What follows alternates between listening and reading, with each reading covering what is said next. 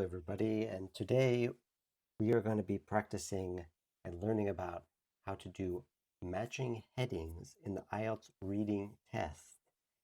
This is a section, well, if you're watching this video, it's probably because you have never done this type of question task, or you have done it and you really dread doing it. You are worried that this will appear on your real test because matching headings does appear very often on the IELTS reading test, but it is a question type that we don't need to be that scared of.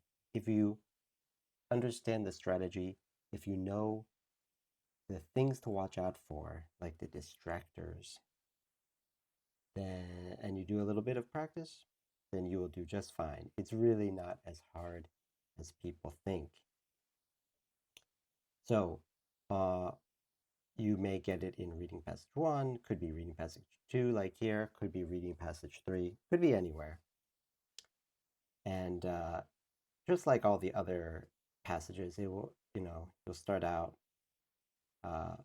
it will usually be the first question type in the passage because it's not a question that tests your ability to read for detail, but in fact, it tests your ability to read for gist, which means you're just getting the main idea of the text and its paragraphs.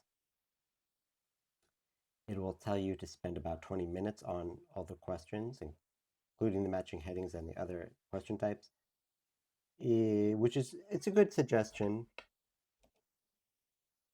It says here you should spend about 20 minutes on questions 14 to 26.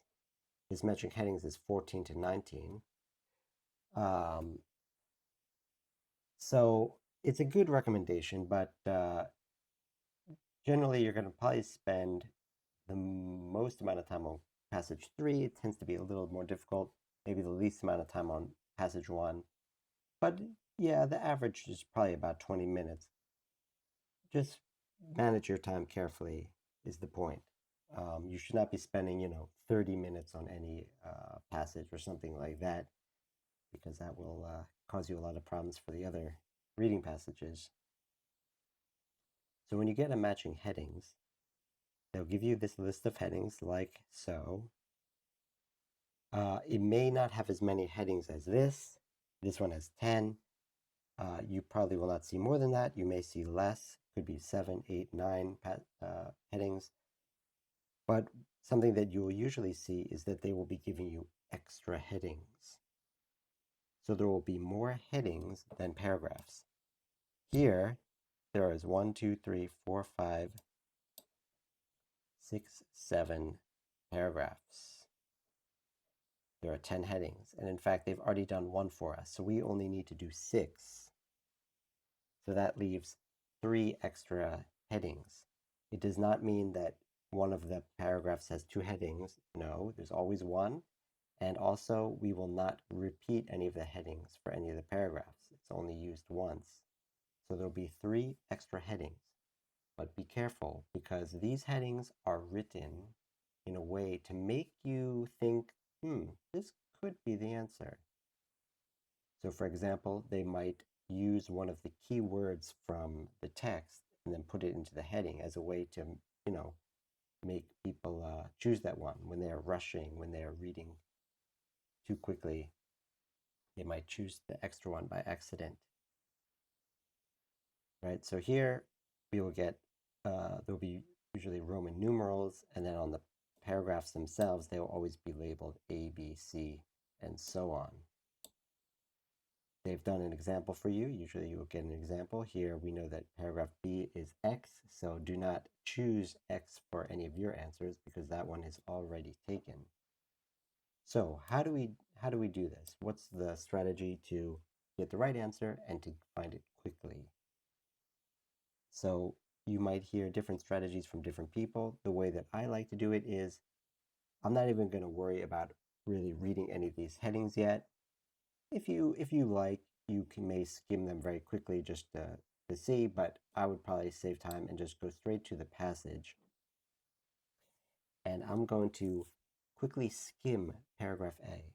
Skim means I'm just going to read it quickly, get the main idea, notice some of the key words. So let's start out. Here they talk about an accident that occurred in the skies over the Grand Canyon in 1956 resulted in the establishment of the Federal Aviation Administration. Now that's already told us quite a lot, even in the first half of the first sentence. There was an accident in this place in this year, and it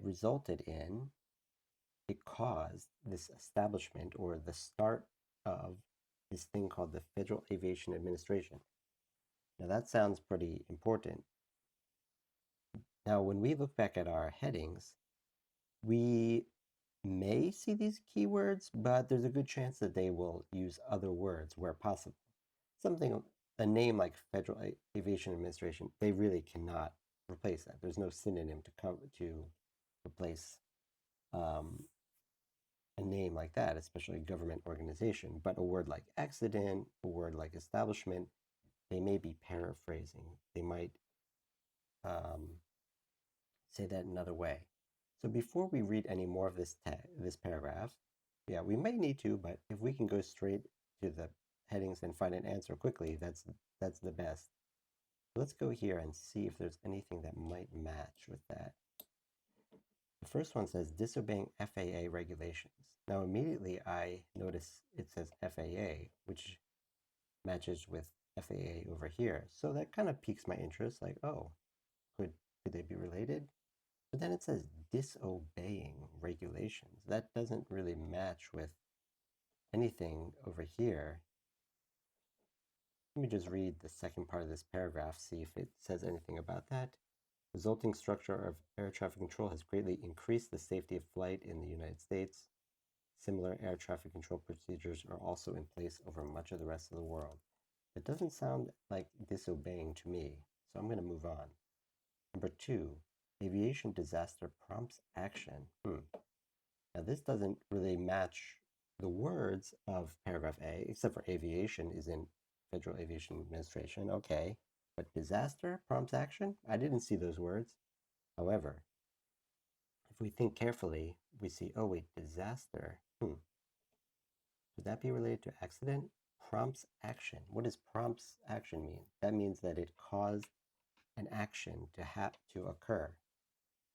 Well, what did the accident do? It said that over here, it said resulted in the establishment of the FAA. Okay. Now this is starting to sound like it could be our answer that we're looking for. So I'm just going to make a little note and put that this is A. I'm not going to write this as my official answer in my answer sheet just yet, but it very well may be our answer. But again, keep an open mind. If we see some better answer later, then we can always change that if we need to. So I'm going to move on to the next paragraph then. Paragraph B is already done. We don't need to waste our time. Make sure you don't, always notice if there's an example done for you, so you don't waste time answering that. So we can just move straight to paragraph C,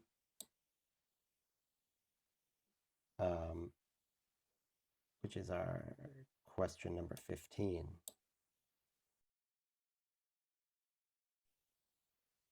Okay, so in paragraph C, let's just quickly skim through this and see if we can figure out what is the main idea, or if there's any keywords that we want to pay attention to.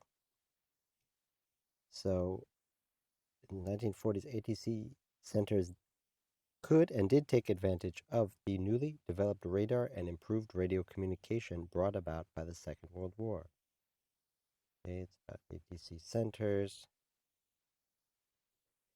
But the system remained rudimentary, which means still it's not very well developed, still pretty basic. It was only after the creation of the FAA that the full-scale regulation of America's airspace took place. Okay, this could be important. It was after, and this was fortuitous. That's an interesting word. Fortuitous means it was something kind of fortunate. where the advent of the jet engine suddenly resulted in a large number of very fast planes, reducing pilots' margin of error, and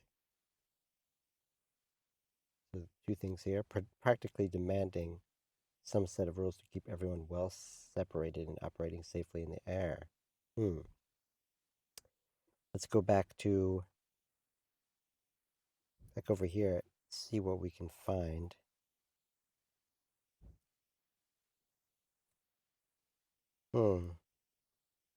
Disobeying regulations doesn't sound right. Two coincidental developments. Coincidental developments. We don't see this word coincidental, but remember, I noticed this thing and here. There's two things that are occurring here. Two developments.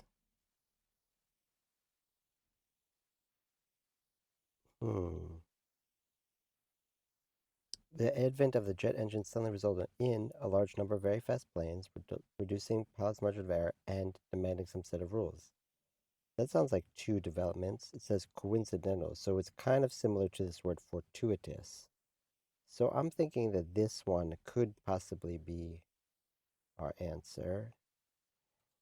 So I'm going to put a C there. Again, I'm not going to say for sure. As we read more, we might want to change it, but let's do that for now. Because we don't have too much time, we have to just keep going, and then if we have time, we can check our answers later or change things. It's no problem. D. Many people think that ATC consists of a row of controllers sitting in front of the radar screens at the nation's airports, telling arriving and departing traffic what to do. This is a very incomplete picture. So this is what people think, but they're saying it's incomplete.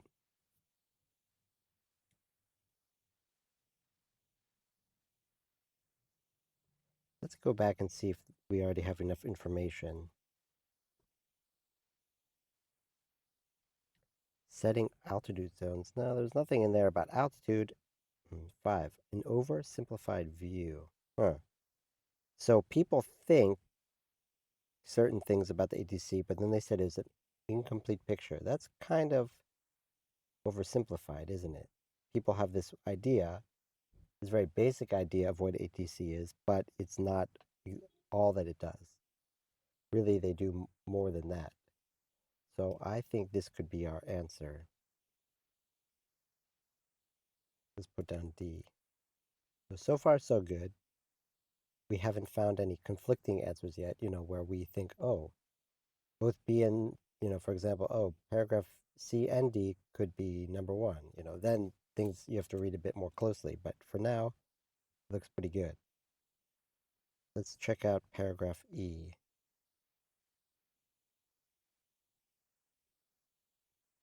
To meet this challenge, the following elements were put into effect. Okay, first, ATC extends over virtually the entire United States. Okay, so certain elements.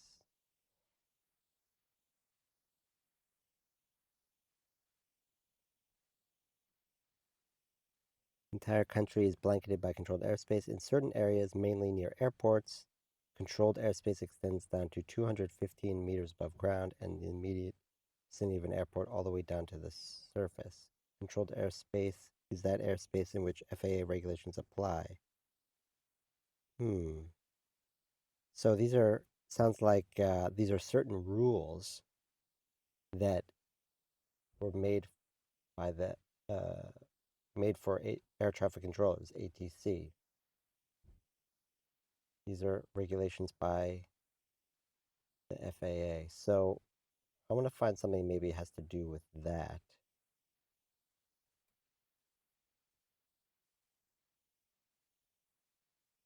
Certain regulations. Let's see. Disobeying So this is kind of again, they mention this word regulations, but is it about disobeying? I'm feeling like this number one is one of the probably going to be one of the extra answers. We'll see, but it seems like they're trying to trick us a little bit. Setting altitude zones. Let's go back again. They said something about altitude, 365 meters above the ground. Extends down to 215 meters above the ground. Hmm. So that sounds possible.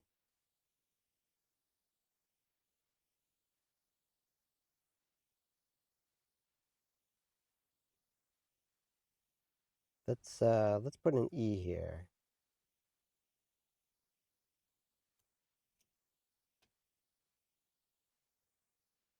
Great. So we got 4 out of 6 so far. Let's check out paragraph F.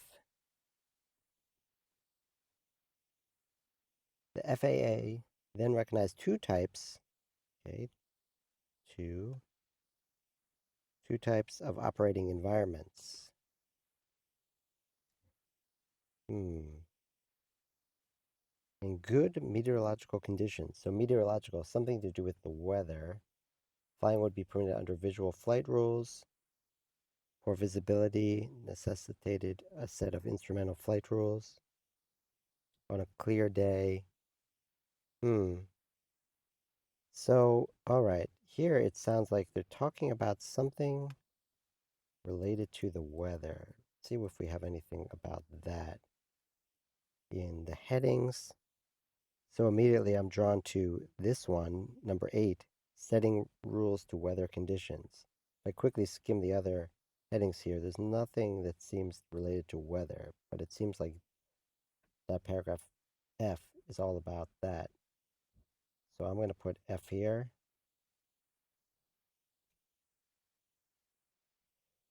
Again, I'm trying to not spend too much time on each paragraph because that's the situation when you're taking this test.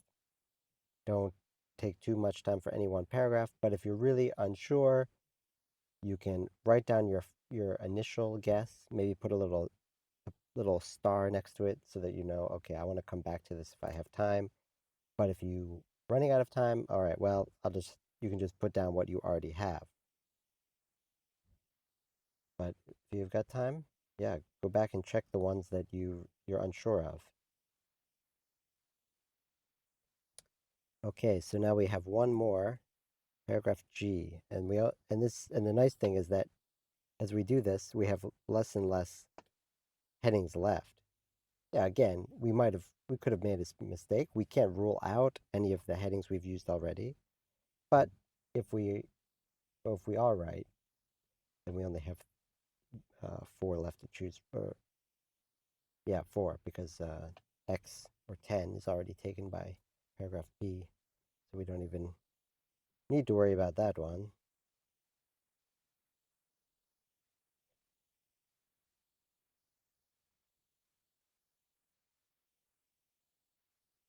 All right, so this is a long one. We're gonna really have to skim through this and figure out uh, what it could be about. Okay, several different types of controlled airspace. Okay, designated by letters of the alphabet. Class A, Class E, F, A, E, D, C, B. Okay. So it's telling us different classes of airspace.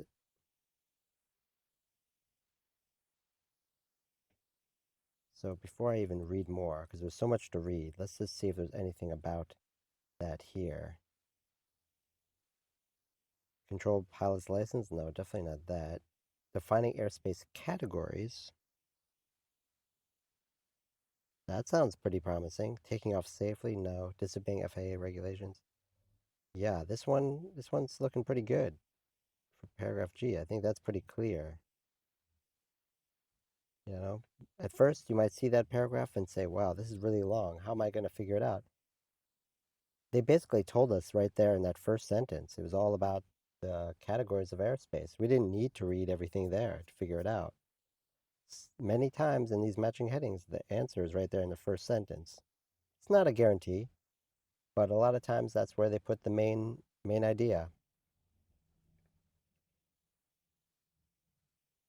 So we have our 6 answers. If you have time, again, go back and check if you're right.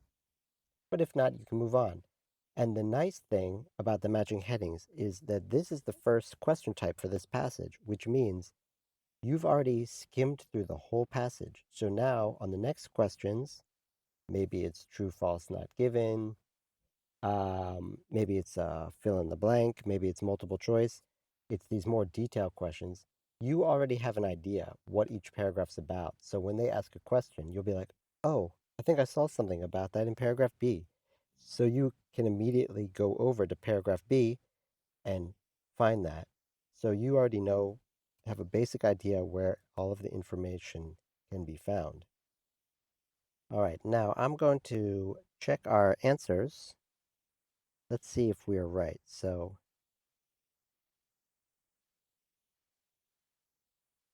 let's go over there. 52, I believe it is. Okay.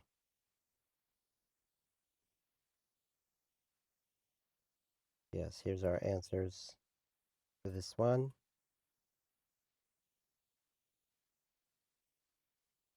So paragraph A was 2. Paragraph C, because we didn't do B, was 3. Paragraph D was 5. Paragraph 5. Paragraph E was 4. Paragraph F was 6. And paragraph G, 7. So our answers were correct. So hopefully that helped you understand how we can do matching headings. Obviously, during the real test, you will have to work a little bit more quickly. I was trying to show it slowly in this video. But let me know if you have any questions or if you have any of your own strategies that you use for matching headings. Thank you very much for watching. Stay tuned for our next video.